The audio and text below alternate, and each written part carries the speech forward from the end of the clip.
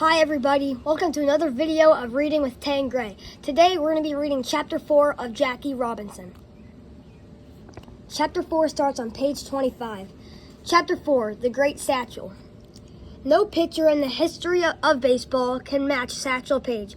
Usually pitchers wear out faster than other players. Their arms go from so much throwing. But Satchel was never your usual pitcher. His career stretched over 40 years and thousands of games. He was around 60 when he finally stopped pitching. Leroy Page was born in Alabama sometime in the early 1900s. No one, including Satchel, was ever sure of his exact birthday. He got his nickname when he was just a little boy. He used to earn extra money carrying people's satchels at the train station.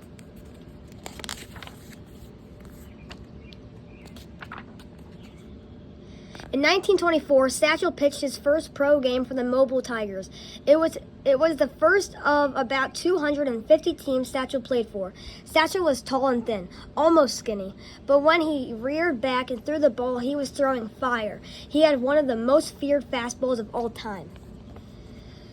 Satchel had different names for his fastball. Sometimes he called it his B-ball or trouble ball or jump ball or long tom. Whatever its name, the batter knew one thing. He had to be really sharp to hit it. Satchel joined the Pittsburgh Crawfords in 1932.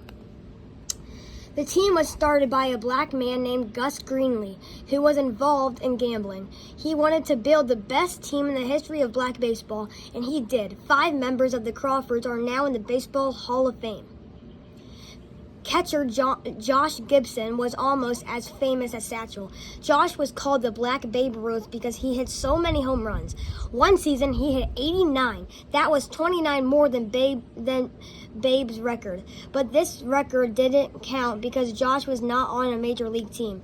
Josh Gibson's short, smooth swing rocketed the ball over fences everywhere. His most famous homer was in Yankee Stadium. Another black team had rented the stadium for a game with the Crawfords. When it was his turn at bat, Josh hit the ball so hard and so far it flew over the left field stands. It went right out of the park. No other player, not Dave Winfield, not Mickey Mantle, not even Babe Ruth has ever done that. Judy Johnson was another famous teammate of Satchel's. He played third base for the Crawfords. Like all great players at the hot corner, Judy was quick as a cat and had a rifle arm.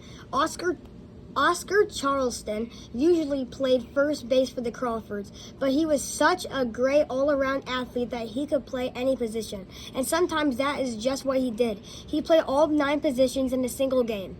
Cool Papa Bell played outfield for the Crawfords. The fans loved him because he was such a bold base runner. He turned singles into doubles and doubles into triples or homers. Nobody could run as fast as Cool Papa. Satchel often roomed with Cool Papa Bell. He once said that Cool Papa could flip off a light switch and be in bed before the room was dark. That might be one of the Satchel's tall tales, but anyone who saw Cool Papa knew he was the fastest runner around.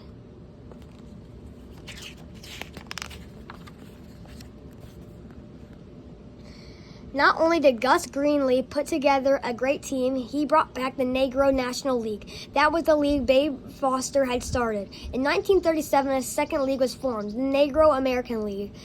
There was lots of good teams around, but the Crawfords were tops, and wherever they played, the star attraction was always Satchel. Satchel had no changeup or curveball, but he won game after game with his blazing fastball and his amazing confidence. Sometimes Satchel was so sure he would win, he would tell the batter exactly what kind of pitch he was going to throw, and still he'd strike the batter out. Other times, he would order his outfield off the field. In barnstorming games, Satchel pitched against some of the greatest white major league pitchers of the day, and he beat them. Satchel earned more money than most white players in the major leagues. Still, he was a black man, and he had to live with prejudice. He would not play in any city where he and his teammates could not get a decent hotel and a decent meal. He played on all black baseball teams for almost 40 years. That was some record. Like Jackie Robinson, Satchel finally did get to the major leagues, and he set a record there too. It's a record that will never be broken. Satchel became the oldest rookie in baseball history when the Cleveland Indians took him on in 1948. The Cleveland Indians were in a tight race for the American League pennant that year. They needed another good pitcher. Satchel filled the bill. Satchel was either 39, 42, or 48 at the time. He had a 6-1 season, and the Cleveland Indians did go on to clinch the pennant and win the World Series. Satchel only lasted 2 seasons with the Indians, but he kept on pitching until 1965. Lots of people, including Satchel himself, thought Satchel should have been the very first black player on a major league team. It didn't work out that way, but Satchel never had anything except great things to say about the man who was the first, Jackie Robinson. That's the end of chapter 4. It ended on page 34. So remember, like, comment, and subscribe for more videos with Reading with Tay and Gray. Bye.